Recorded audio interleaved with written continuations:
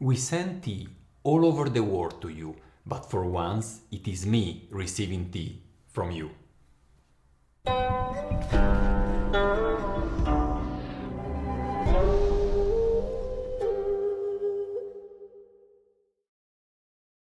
Hi guys, this is Gabriele from Nannuoshan, where we share the pleasure of drinking and discovering genuine farm tea.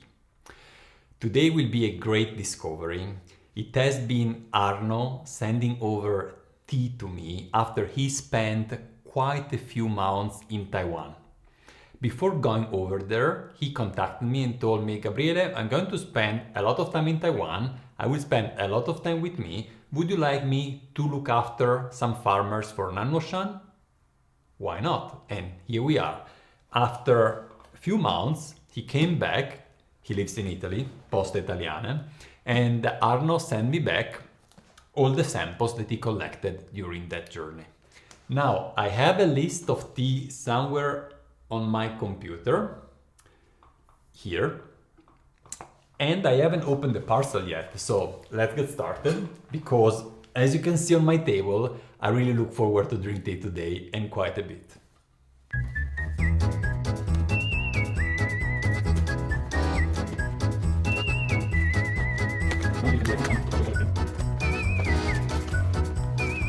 Oh, here we are. Many samples. Very well packed, Arno. Oh, I don't know where to put them.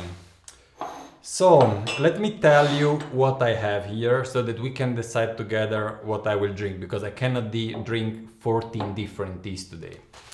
So, let me see here on the list. We have 3 black tea. Mi Xiang Hong Cha, which means honey fragrance red tea, so black tea, from different farmers. Then we have 4 different Tieguanyin, all from Muja, which is the most famous place in Taiwan for Tieguanyin cultivar. A faux show, also from Muja, so will be something similar to Tieguanyin, I guess. 2 different Dongfang Meren, also known as Oriental Beauty. Very different prices though. I have also the prices here. Then we have a High Mountain Alishan, so Alishan Gaoshan, Gaoshan High Mountain. Formosa Oolong, unclear what that will be. Formosa, I mean, it's Taiwan Island, it's just a very generic tea from there. Then we have a Baozhong and a Rogui, processed apparently as a rock tea in Taiwan. It's a tough one. Well, you know what? I'm interested by the black tea. Recently, over the past few years, I have been really searching for black tea from Taiwan. So that would be an interesting one. I don't have the cultivar though. No, I have it. One is made with Tieguanyin cultivar and the other probably with the Qingxin cultivar. Pretty interesting. So I think I will start with that and then I will see. Let's start with those. So 3 different teas. I will use those 3 different Gaiwan. So for now, let's put them, the other one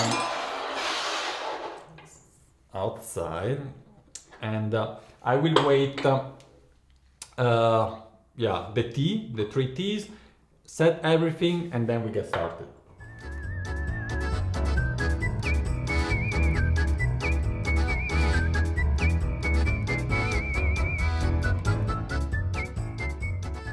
The leaves look pretty different. They are from 3 different farmers. We have a rolled one.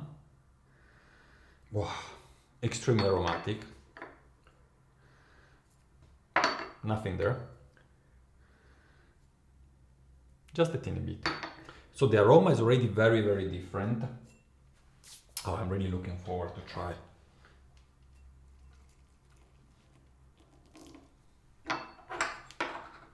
This will have to stay a bit longer, the central one, because it's rolled.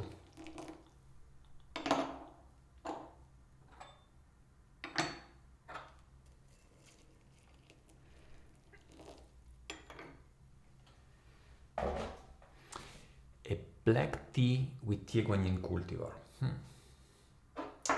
Sounds really interesting.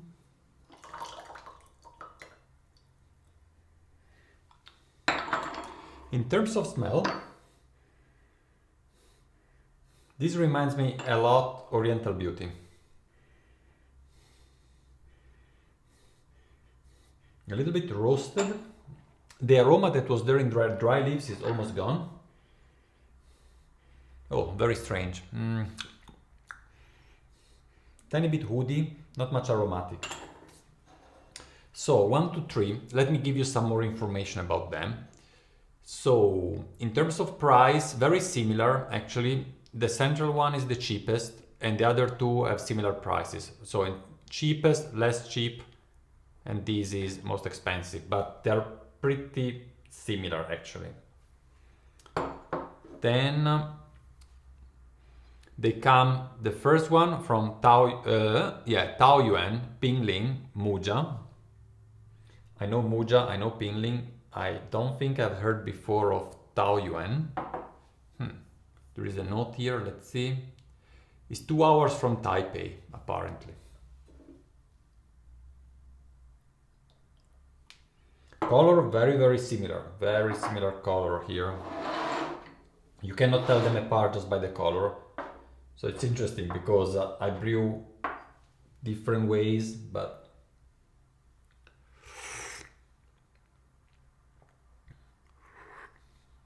this is very interesting because I wonder, is really oxidized enough? Not sure, because it is pretty dark, but it has also some more paler brown color that makes me think this is not really fully oxidized, but it's really nice. It reminds a lot of Oriental Beauty. The rolled one from probably Qingxing cultivar. It has been fired at a quite high temperature. It has a strong taste, which is a little bit of a pity because the tea was extremely aromatic. The wet leaves were extremely aromatic, but with that strength, a little bit like probably they toasted it, I think.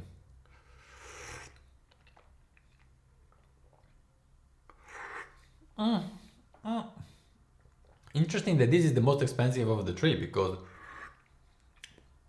it's not much in there. We will have to brew it longer, but there is not much in there. So for me, the very first one is very interesting, particularly for the price. This would probably sell for something between maybe a bit less than $25, something like that.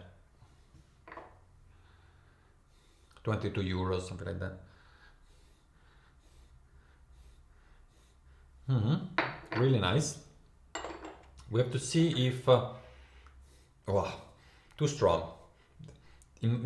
For my personal taste, they did something wrong with the firing here. It's just it's a pity because such an aromatic leaf, and oops, they ruin it a little bit. And here there is something completely wrong.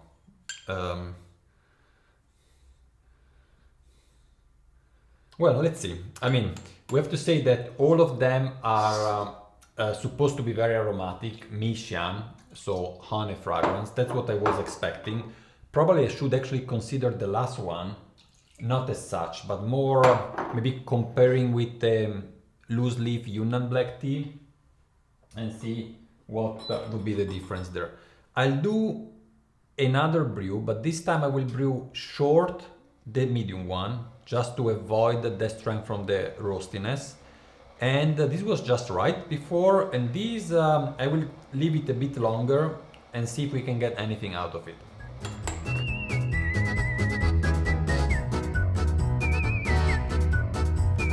All right, I brewed the second one just briefly. And it is better, but still has this very strong taste. I said I wouldn't call it Mixiang because of that roastiness that it has. But it's not a bad tea either. I would say it's for lovers of intense tea, that's for sure.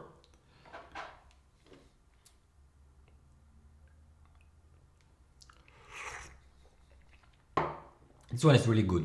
I have to say, I only have in front of me the retail price in Taiwan. I would get better price for Nannuoshan and is already extremely interesting. Very good.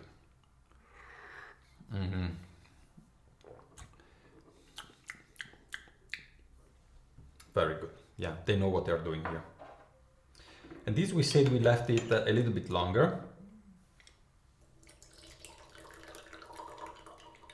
And it's super cool actually having friends, but Arno, first of all, was a customer of Nannuoshan, then we have been knowing each other for a few years and consequently became also a friend. He's also on the Discord, participate to the T class. If you don't know anything of that, there are links in the description below to participate to the free T class that we give on every Tuesday. But it's very interesting for me, and I would say also very motivating for the future to have the customers more and more involved into Nannuoshan.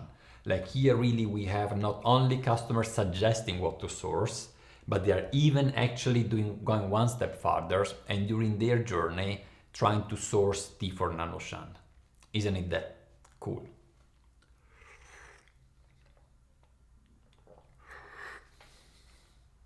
So I don't know, Arno, what you think about that, but I don't know. If I have to put a ranking for me, this is just, I want this tea, so I'll see if I can get it. This one, I have to dedicate it more time. I'll do it again alone and brew it just a bit faster and also more than 2 steps to see how it evolves. Because, yeah, I mean, the price is good, but I want to taste it with someone that is really into strong tea to see if they really like it. And this one, no, it doesn't have the body and the strength and the complexity of a Yunnan black tea. It's completely missing all the aromatics of what should be a Mixiang Honcha. No, these may be good for, I don't know, iced tea, cold brew, but not sure. So now, say that, I also want to try the Tieguanyin. I haven't been trying Muja Tieguanyin for a while. It has a very characteristic taste, different, completely different from the counterpart in Anxi, the Anxi Tieguanyin in mainland China. So I really want to look into that. I have 4 of them here. They call it one Tieguanyin competition style, traditional, classical, and best in class. I will get everything ready and then we start with the Tieguanyin.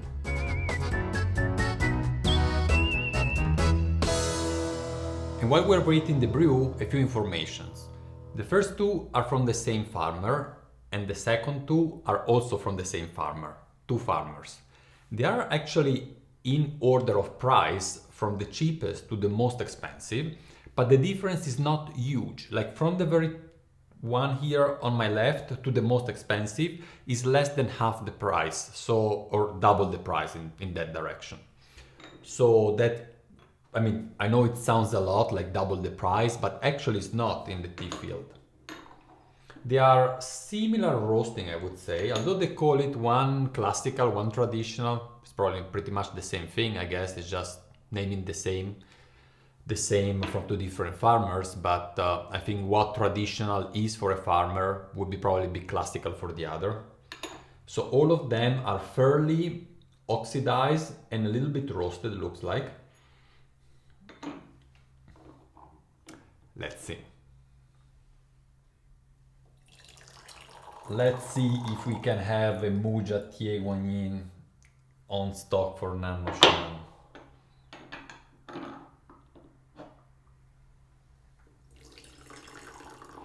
This guy one is about 100 milliliters. I have 4 grams and I've been brewing them for a little while already.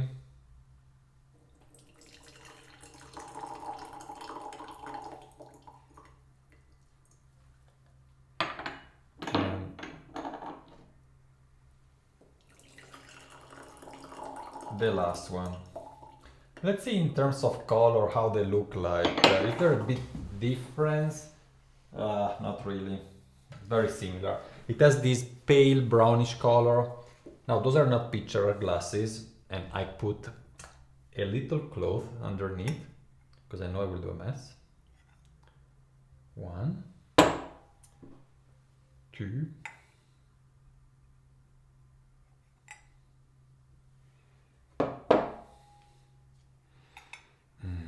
smells good.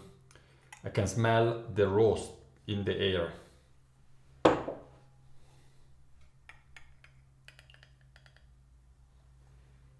And 4. Oh yeah, these are a little bit paler actually. The first two from the same farmer are slightly brighter in color. Let's see.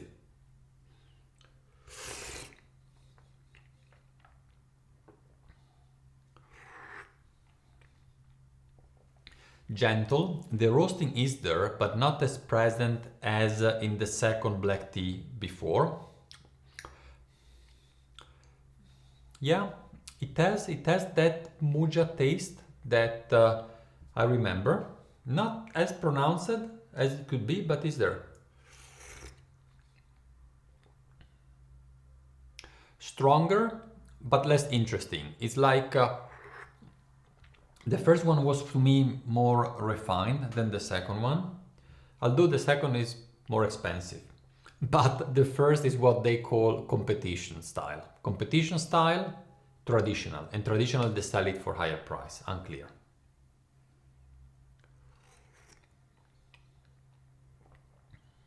Yeah, good. These kind of put the two things together. It has the strength of the second, but the taste of the first is kind of the right balance.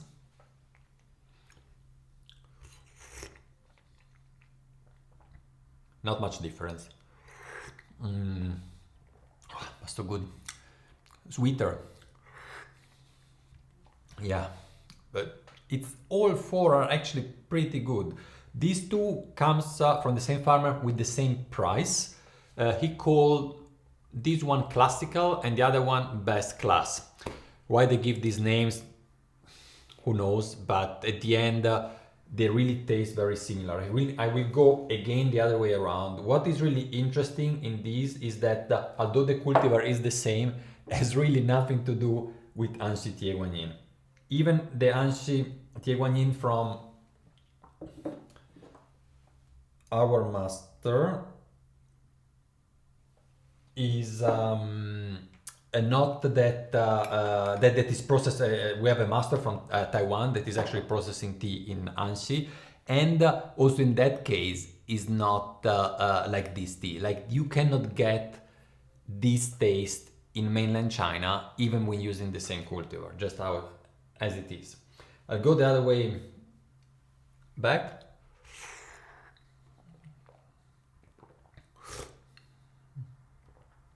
Pretty good.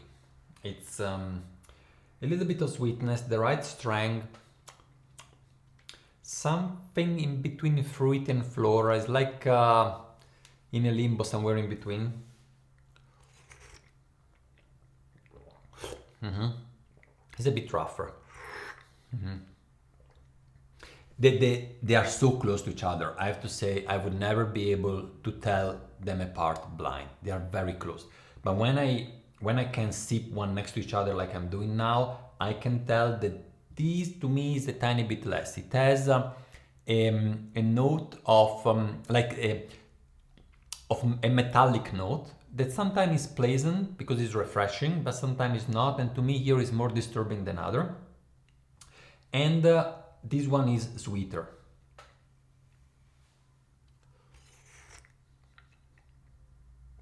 Yeah, this is the one with the highest roasting, and it has just again, when the roasting is too high and is overwhelming, it's not good because is covering a little bit up all the rest. I found it balanced at first, but now that the tea cooled down, the level of roastiness is to me a little bit disturbing here. Unless that's what you're searching. If you are only searching for a roasty Taiwan oolong, yeah, here you go.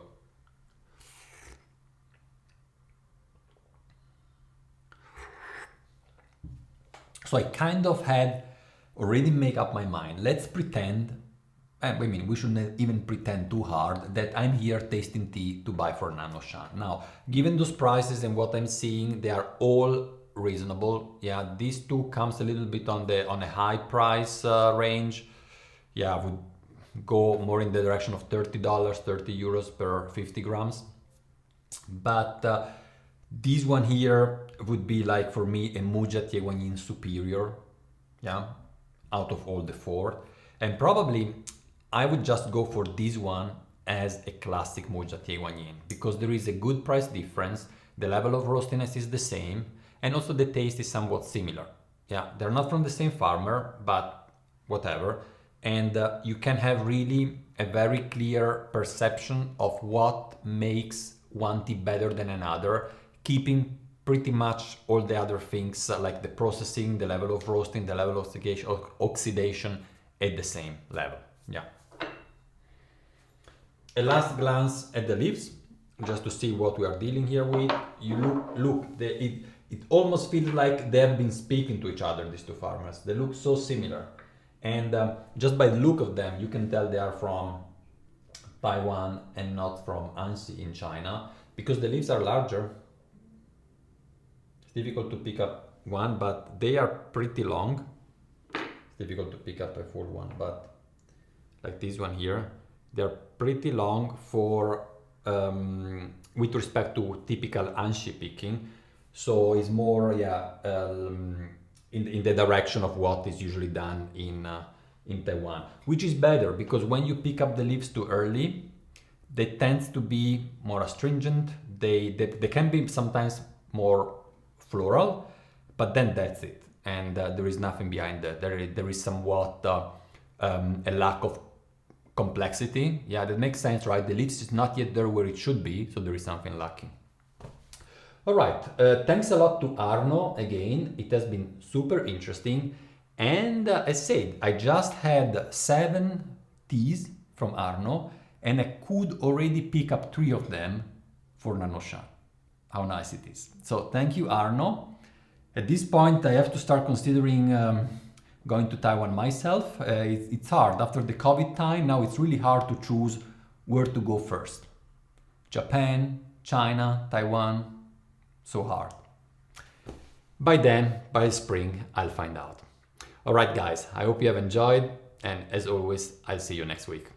Bye-bye.